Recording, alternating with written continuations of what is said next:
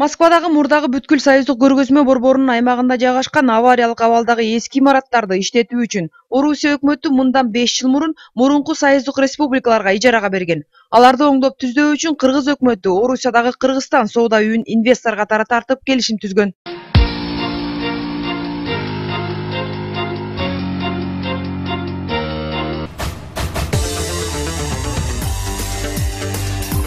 Бул ишкана акча каражат жумшап, улуттук көргөзмө борборун куруп, каражат менетинин ордуна өзү курган борборду башкаруу укугун алган жана сарпталган каражатты кайтарып алганга чейин келишимдин мөөнөтү узартылып турат деп сүйлөшүлгөн. 5 жылга келишим түзгөн, анан эгер ошону чыгым кетирсеңер, башка кылсаңар 5 жыл түзүп, андан кийин дагы биз узартып беребиз. Эгер узарта албай калсак, бүт чыгымдардын баарын кайтарып беребиз деп ошондой түзүлгөн. Бардыгы эле билебиз да, бюджетте акча жок.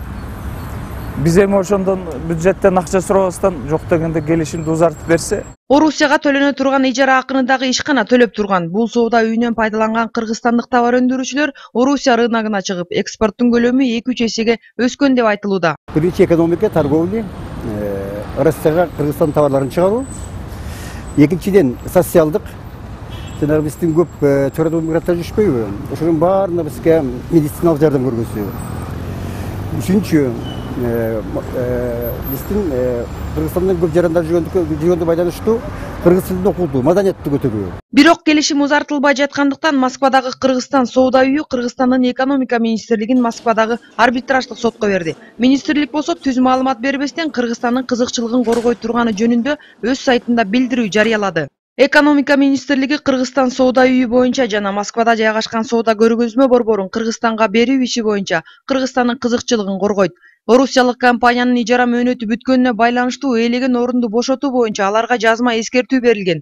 Орусиянын мамлекеттик мүлктү башкаруу агенттиги менен биргеликте экспортту көбөйтүү боюнча көргөзмө аянтын кыргызстандык мамлекеттик ишканага берүү маселеси каралып жатат.